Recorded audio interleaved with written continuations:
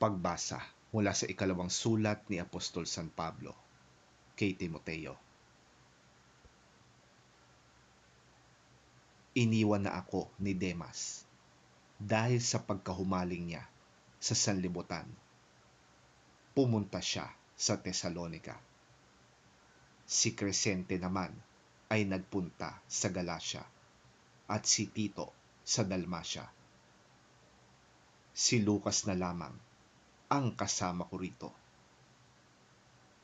Hanapin mo si Marcos at isama mo rito, sapagkat malaki ang maitutulong niya sa aking mga gawain.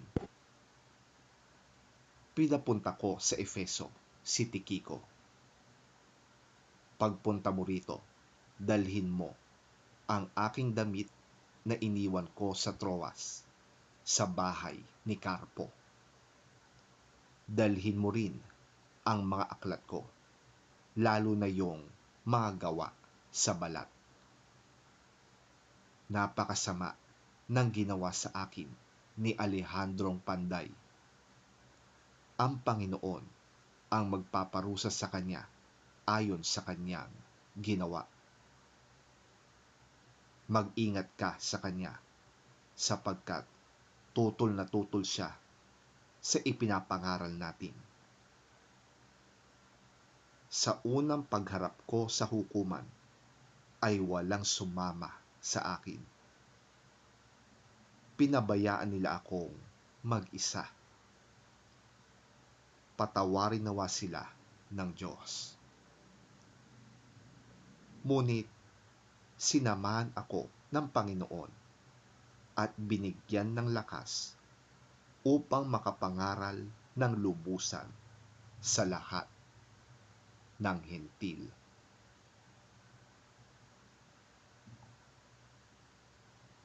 Ang salita ng Diyos. Salamat sa Diyos.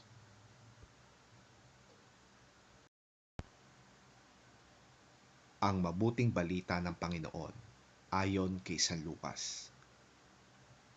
Papuri sa iyo, Panginoon. Pagkatapos nito, pumili ang Panginoon ng 72.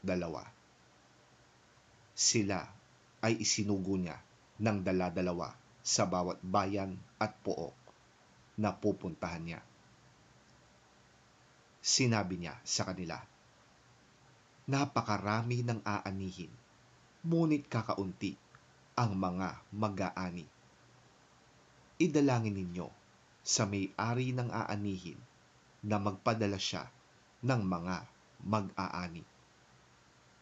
Sige, pumunta na kayo. Isinusugo ko kayong parang mga tupa sa gitna ng mababangis na asong gubat.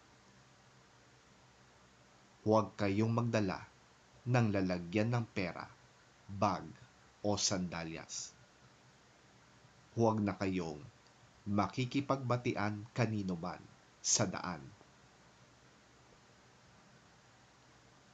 Pagpasok ninyo sa alinmang bahay, sabihin muna ninyo, maghari nawa ang kapayapaan sa bahay na ito. Kung maibigin sa kapayapaan ang nakatira roon, tatanggapin nila ang kapayapaan ninyo.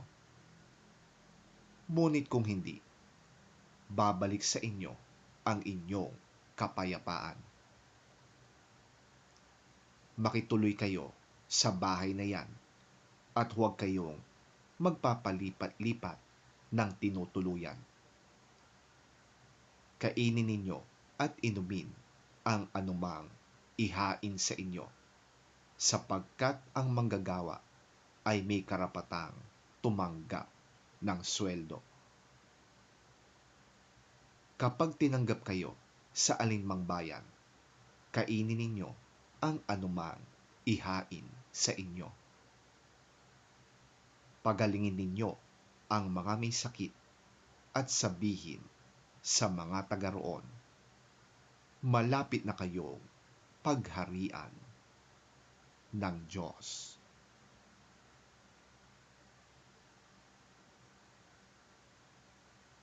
ang mabuting balita ng ating Panginoon. Pinupuri ka namin, Panginoong Hesukristo. After this, the Lord appointed 72 others and sent them 2 by 2 ahead of him to every town and place where he was about to go. He told them, "The harvest is plentiful, but the workers are few. Ask the Lord of the harvest, therefore, to send out workers into his harvest field. Go, I am sending you out like lambs among wolves. Do not take a purse or bag or sandals, and do not greet anyone on the road. When you enter a house, first say, 'Peace' to this house. If someone who promotes peace is there, your peace will rest on them. If not, it will return to you. Stay there, eating and drinking whatever they give you, for the worker deserves his wages. Do not move around from house to house. When you enter a town and are welcomed, eat what is offered to you. Heal the sick who are there and tell them the kingdom of God has come near to you.